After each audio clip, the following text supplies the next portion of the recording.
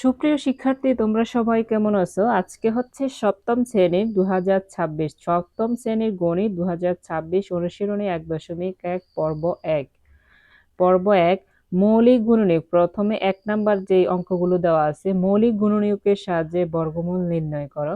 1 নাম্বারে কয়টা অঙ্ক দেওয়া আছে? 1 2 3 4 চারটি অঙ্ক দেওয়া আছে। আমরা প্রথমে একটা অঙ্ক ক নাম্বার অঙ্ক দিয়ে শুরু করি। ক নাম্বার লেখা আছে 169। এটাকে কি করব? মৌলিক গুণনীয়কের মাধ্যমে মৌলিক যে মৌলিক সংখ্যা, বেজোড় সংখ্যা যেগুলা বা মৌলিক সংখ্যা হচ্ছে যে সংখ্যাগুলো ভাঙানো যায় না, সেগুলোকে কি বলে? মৌলিক সংখ্যা বলে। যেমন 2 3 5 7 11 13 17 19 23। 23-এর পরে আরো আছে, যেমন হচ্ছে 29, যে 23 24 25 এগুলো তো ভাঙানো যায়। 26 27, তারপরে 28 29, 29 ভাঙানো যায় না। 33, এগুলো হচ্ছে মৌলিক গুণনীয়ক।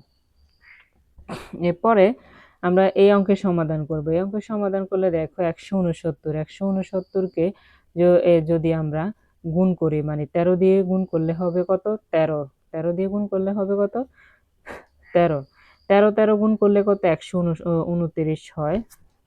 দেখো 100 এই 129 129 না, সরি 169 হয়। 13 গুণন 13, এখানে 3 3 কত? 9, আবার 3 একে 3, এক ঘর এখানে ক্রস, তারপরে 3 একে 3, 3 একে 1, 9 9, 3 3 কত? 6, 1 1।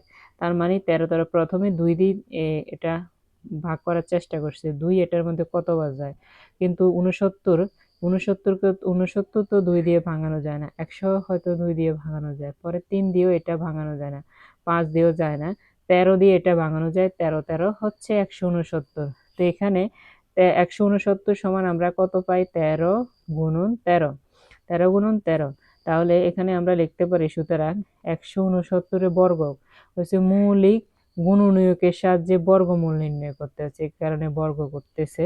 169কে বর্গ করলে আর সমান সমান কত? 13। যেহেতু এখানে দুইটা আছে, একটা নেওয়া হয়েছে, তাহলে আমরা লিখতে পারি নির্ণয় বর্গমূল হচ্ছে 13। কত? 13। এটাকে যদি বর্গ করা হয় তাহলে 13 হবে। 13 হবে। 169 বর্গ কত? 13। 169 13 যদি বর্গ করা হয়, যেমন এখানে 13 লিখলাম, লিখে যদি এভাবে বর্গ করা হয় তাহলে কত হবে? এটাকে যদি ভাঙানো হয়, তার মানে 13 13 এটা বর্গ করা মানে 13 কয়টা? 13 হচ্ছে দুইটা। 13 কয়টা? দুইটা। তাহলে এটাকে যদি বর্গ করা হয় তাহলে কত হবে? তাহলে হবে 169। তাহলে আশা করি তোমরা এই অঙ্কটি বুঝতে পারছো। এবার চলো 2 নম্বর অঙ্কে। 2 নম্বর অঙ্ক। 2 নম্বর অঙ্কটি দেখো, 529 এর সমাধান হচ্ছে 23। 529 এর মধ্যে কত বার যায়? 519 এর মধ্যে 23 23 বার যায়।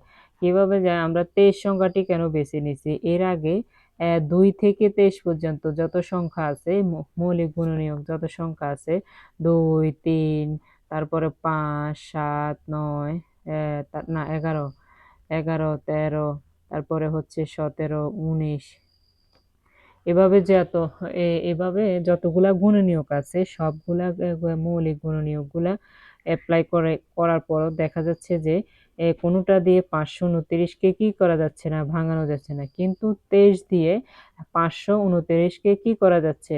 বর্গ করা যাচ্ছে বা ভাঙানো যাচ্ছে। তাই 23 কতবার যায়?